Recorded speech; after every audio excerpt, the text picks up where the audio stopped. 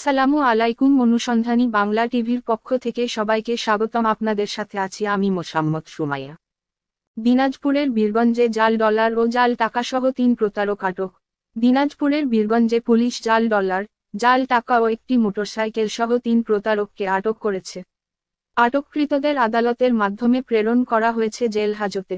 গতকাল সোমবার 2রা সেপ্টেম্বর ভোর 3:30টায় দিনাজপুরের বীরগঞ্জ থানার পুলিশ জরুরি সেবা 999 এর মাধ্যমে সংবাদ পেয়ে উপজেলার 8 নং ভোগনগর ইউনিয়নের ধুলাউড়ি বাজারে শাহজাহান আলীর মার্কেটের দোকানের সামনে থেকে এই জাল ডলার, জাল টাকাসহ 3 জনকে আটক করতে সক্ষম হয়।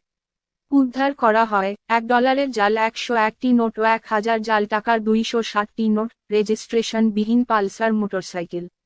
এসআই মোহাম্মদ সিরাজুল ইসলাম জানায়, আটককৃতরা হলেন দিনাজপুর জেলার পার্বতীপুর থানার কুঠিপাড়া, গুড়াতিপাড়া এলাকার মোহাম্মদ আজিজার রহমানের ছেলে লিটন 25, রমজান আলীর ছেলে শাকিল শেখ 28 ও রংপুর জেলার বদরগঞ্জ উপজেলার শালবাড়ি ঘাট খেয়ারপাড়ার মোহাম্মদ আব্দুল গফুরের ছেলে মোহাম্মদ শামীম ইসলাম 27।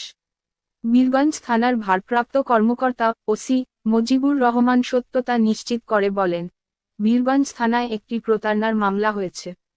মামলা নং -1 তারিখ 2রা সেপ্টেম্বর 2024 খ্রি ধারা 1974 সালের বিশেষ ক্ষমতা আইনের 25 ক খ 25 ঘ রুজু হয়।